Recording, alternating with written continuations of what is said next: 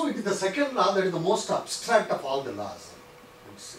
It requires quite some thinking for you to comprehend the statements. In fact, I am going to make several statements of the second law. It is also the law that originated from a very, very mundane consideration. One of the most powerful laws, most exotic laws, most colorful laws in theoretical physics has come out of very, very mundane consideration about efficiency of heat engine. It started like this: man has extracted work from animals, he had extracted work from several mechanical devices. He then turned his attention to extract work from heat. When Joule, Thomson and Mayer showed that heat is equivalent to mechanical work, you have a big ocean at a given temperature. You should be able to. In fact, when Joule announced this result, there was headlines in the paper saying that energy problem of the world is solved. Because if you can extract work from heat, what is the difficulty?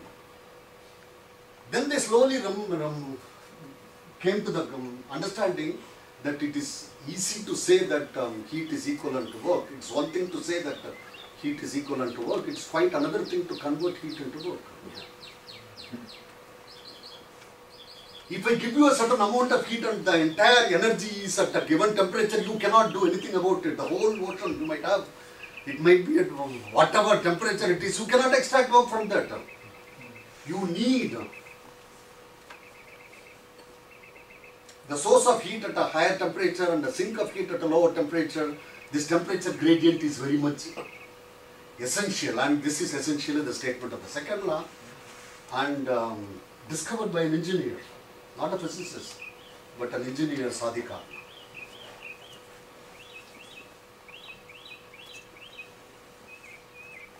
So in the very, very early days, I am talking about the early 16th, 17th centuries, heat was considered to be a fluid. You can call it as phlogiston, or later it was called as caloric, with very unusual properties. It was a fluid. Since and temperature is something like a gradient. When water goes from a higher elevation to a lower elevation, heat is a fluid that flows from a higher temperature to a lower temperature. That's the analogy. Mayer, Rumford and Joule came and established unambiguously that heat is like work. A way of transferring energy from one system to another system.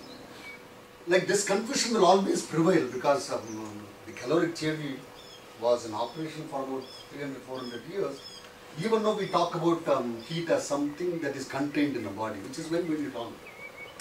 I never say that. Suppose I tell you that so much of work is contained in this, it looks ridiculous question, right?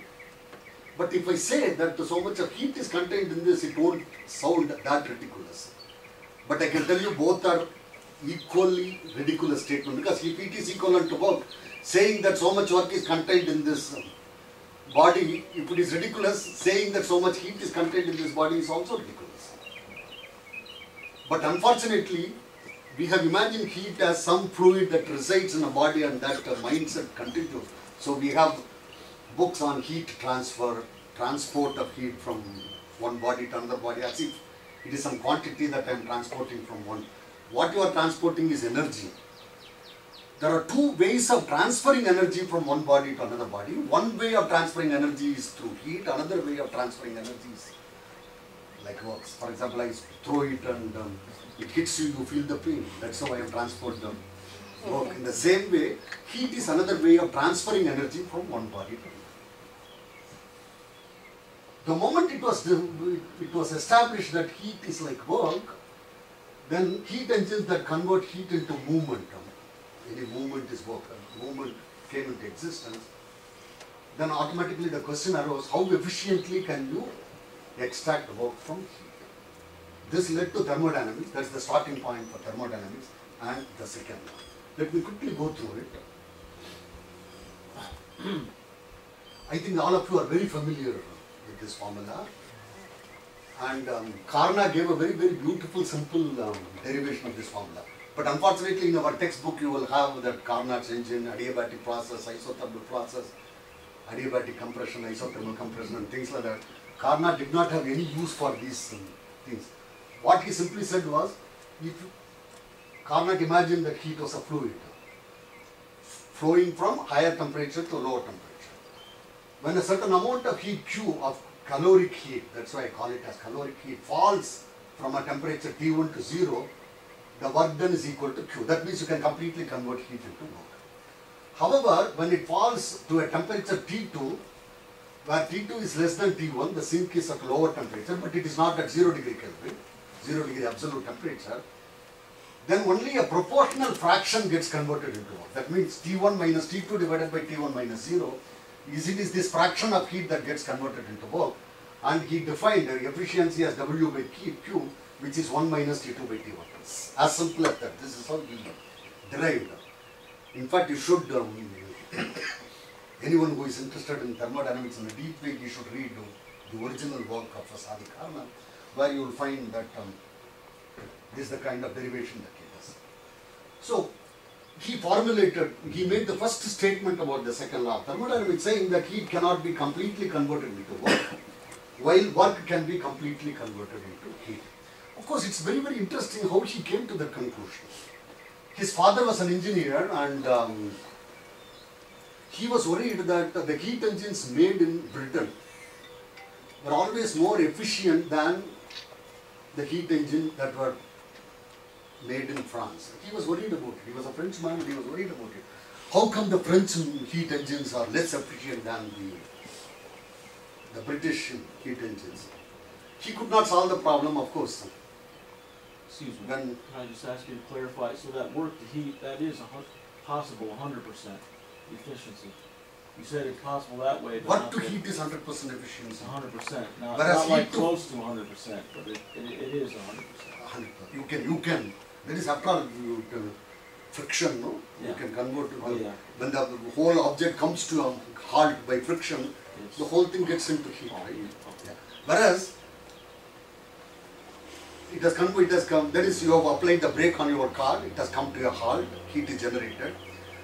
You wait for that heat generated to rework and then push the car, it will never happen, right? And that's the statement of the second law. That's what Carnot simply said.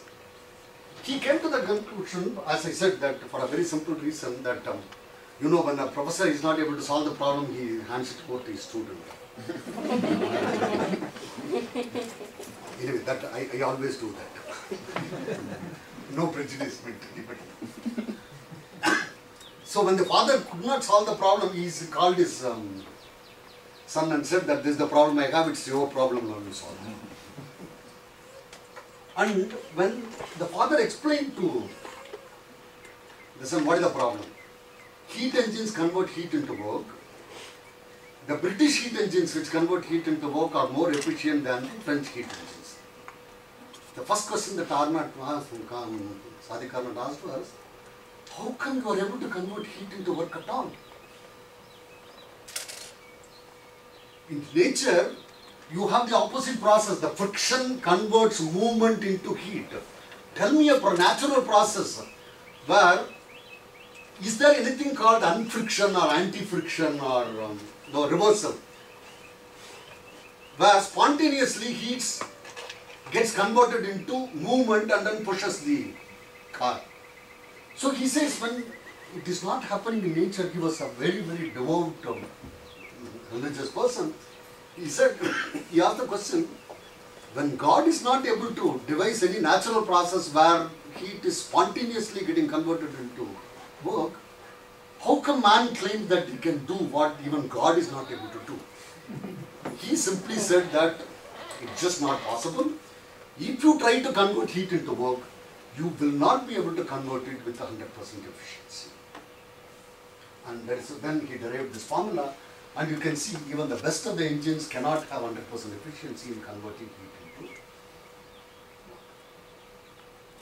Of course, I leave it to your imagination why French heat engines are less efficient than the British heat engines. The simple fact is France is out of Britain and the time. See, at that time, in the initial days, they never realized the importance of the sink in the conversion of heat into work. The sink was the ambient temperature. The ambient temperature in France is higher than the ambient temperature in Britain, and that is the reason why It is not the French inefficiency that is responsible for their heat engines to be less efficient. It is the simply ambient temperature. And that is probably the reason why in India we don't have very efficient conversion of heat into work, because the ambient temperature is very high. Like in winter you will have the kind of temperature that you are finding now in Alabama, quite hot. Okay, so let us get back to that. Other statements of the second law, Kelvin and Planck's statement of the second law, no process is possible whose sole result is conversion of heat completely into work.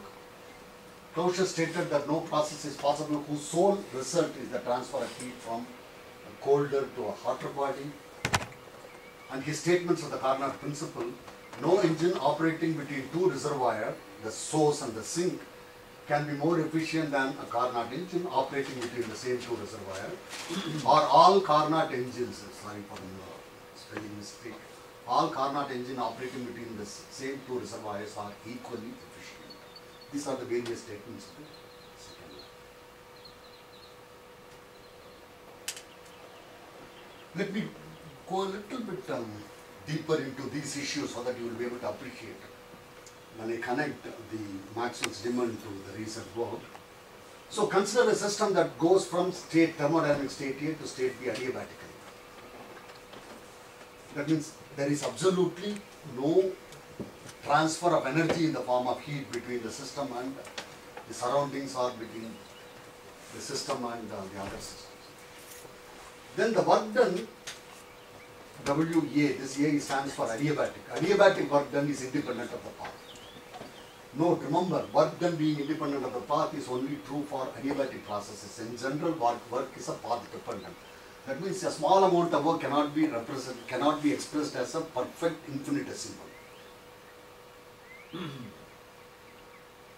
This implies that in an adiabatic process, the work done during the process is independent of the thermodynamic path, implies the existence of a state function, let me call it as U, internal energy, which says UB minus UA du is equal to the adiabatic work done. Now I am going to inquire about the system going from A to B by a process which is not adiabatic. That is, am I communicating?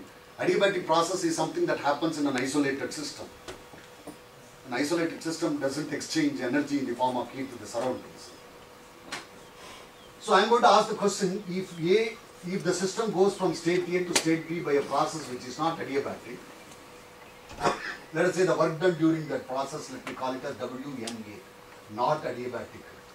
If this denotes the work, in general WNA is not equal to WA. The difference WA minus WNA is called heat. That is how we are going to define heat. Heat is a way of transferring energy.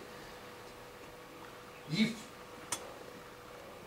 there is a transfer of energy that has happened, you subtract from that transfer of energy the work done, that is energy change during an adiabatic process. So a non-adiabatic change in the work minus the adiabatic work is equal to, I am going to call that as heat. No caloric, no phlogiston, this is the definition of heat. A mechanical definition of what heat is. Like I am saying that work is not a property of the body, it is not something that is contained in a body. It cannot be expressed as a differential of a state function. So normally we represent W as minus PdV. Let us take a simple gas system, minus PdV.